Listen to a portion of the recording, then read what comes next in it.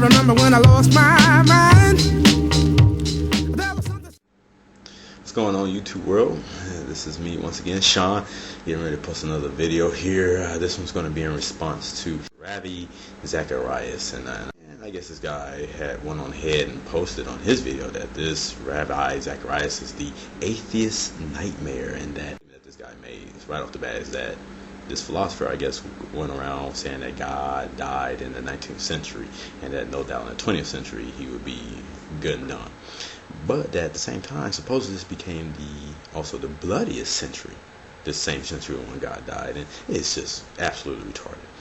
Now, the current bloodshed in this 20th century, and even in the 19th century or whatever, does that have anything to do with atheism? Can that be proven that it was atheism? Or can it be proven and shown that it was more about some greedy, hungry, controlling bastards who were all about the money, greed, or control over territories, land, resources, whatever it may be? And you could go on, the list is long. I mean, the situation going on over Africa, is that because there's a bunch of people that don't believe in God, or is that because there's a bunch of people that are greedy and want to control some things and want to get their greedy hands on some certain resources that are available there?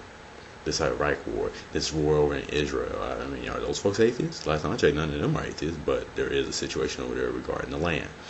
And just said the list goes on. I'm not going to even get all into this. Obviously, this guy is trying to tie anything that's negative into atheism. And then, of course, the typical response would be anything positive is all of a sudden about theism. The wars and the madness going over there in Africa right now, and the situation that's going over there in Israel right now. There's people that are not necessarily religious, that are fighting and starting up grassroots causes to have that cease and desist, or even pushing our government to try to do something about it. So all this madness about bloodshed has nothing to do with the fact that all of a sudden there's more atheists around, or people are leaving religion. Let's think about this last point. Who is the cause of wars? Is it atheist people, individuals, or is it the government that usually is the one going about starting wars? And usually isn't the government one that goes around proclaiming that, oh yes, we're religious, oh yes, we're either Christian, or we're about the true Islam, or we're about this, we're about that. They're the ones that start wars, not atheist individuals. Just absolutely retarded, right? Okay, the next point he makes is about that because of a godless society, it logically follows that it dehumanizes us fellow humans. And I like to ask, how so? How is it that, and I like to ask, where's the proof that being a non-believer in a God that hasn't shown no evidence to exist automatically dehumanizes fellow people? Does he have any proof of this? Has he done a study that shows that atheists dehumanize other humans because since they don't believe in God, then there's no value in humanity? I wouldn't think so. And I would like to ask, in history, were slave owners, were racists, were KKK members, were they atheists? People that also demean the value of human life? Were they atheists, or were they something else?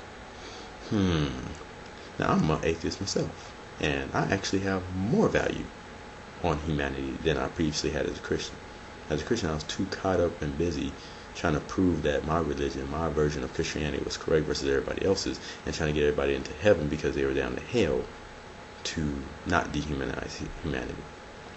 You know, to me, it seems like religion is the one that looks down on humanity and this current life because it's too busy and caught up in this future life. So it looks at this life, this existence, this form as corrupt and vile and unworthy and in need of some kind of fixing and salvation, and is on its way to hell, and is the flesh and is controlled by Satan and does terrible things.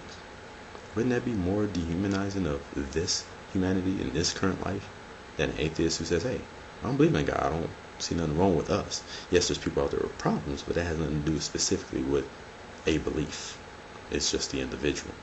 Anyhow, let's go on to the next point. He says that this has been a century of gross immorality. And I ask again, does this supposed gross immorality that has come up and on the rise in this century has anything to do with atheism? Or is it a broad brush across humanity? Because this immorality that supposedly is on the rise goes across all boards, both non-religious and religious alike.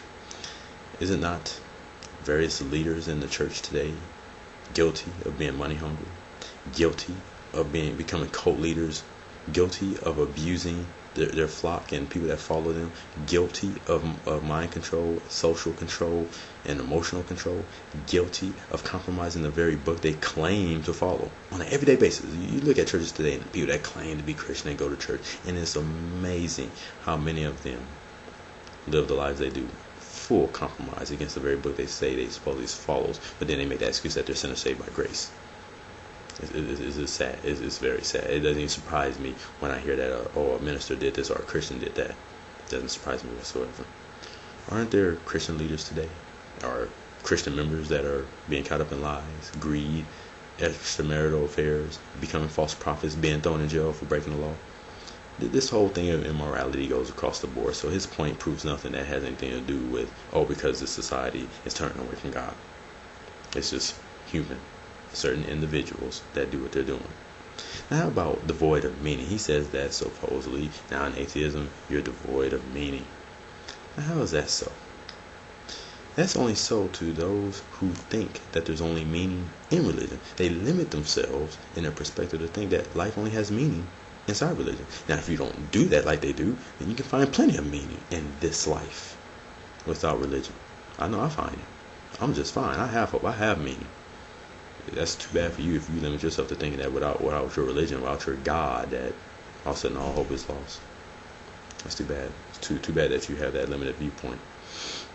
Now, I don't know about this particular individual that Zacharias keeps mentioning over and over again about how his life fell apart and he became so terrible later on in his life and whatever. I don't know. I don't know the history on that, so I'm not going to even go there. More than likely, most of some of these, what he's saying is exaggerated or not even true if you do look up the history of this individual he speaks of. But anyhow, I noticed that there was a good point that was made.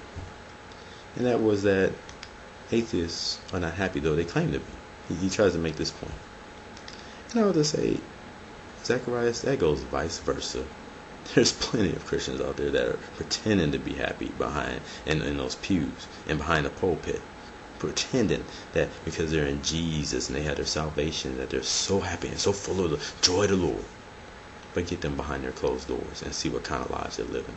If they're so happy, why is it that so many Christian leaders today, and just Christians in general, are seeking things beyond religion? If they're so happy within this great thing that's supposed to bring this unspeakable joy, this peace that's beyond even understanding. If that's the case, then why is it failing so miserably today? While many are running out there seeking money and fame and women and control, all these lofty things. If religion alone is the answer, we just go to see that it's not the answer. That is not what makes a person happy. I've seen plenty of quote-unquote Christians that are not happy though they claim to be, just as you've probably seen atheists that are not happy but they claim to be. It has nothing to do with the belief. Again, it's the individual. I know I'm happy and you could not tell me no different. I don't care what you have to say. I am without God and I'm plenty happy. I have more peace actually today than I ever did in my years as a Christian. Now we get down to this, life breaks down and the sharp claws of reality sets in when you deny God. This is another statement that Zacharias made in this video. And I'll say this is the problem right there. Religion is used as a crutch. It is used as an escapism, no different than drugs, no different than a person that's hooked on alcohol, no different than a person that's hooked on whores, no different than a person that's hooked on drugs. It's a way to escape reality. Oh, let me put all my hope and focus on this lofty thing that's going to come to pass in the future, on this pie in the sky. It helps me to deflect what's going on in this reality and in my life in this form, because I'm focusing on a whole different form that's to come. No, you see me, I'm at peace with this form, with this life. I ain't have no problem because I deny God and also I have no hope. It's all over. No. See, my friend, that is your thinking because you limit yourself to think that without God, without religion, somehow it's impossible to have a decent reality in this existence. Most of those things are fallacies because you can't put those conditions on the fact that a person is atheist because it goes full spectrum in humanity. And that's the problem. It's the individual, not the belief. This is Sean. Have it easy. Probably.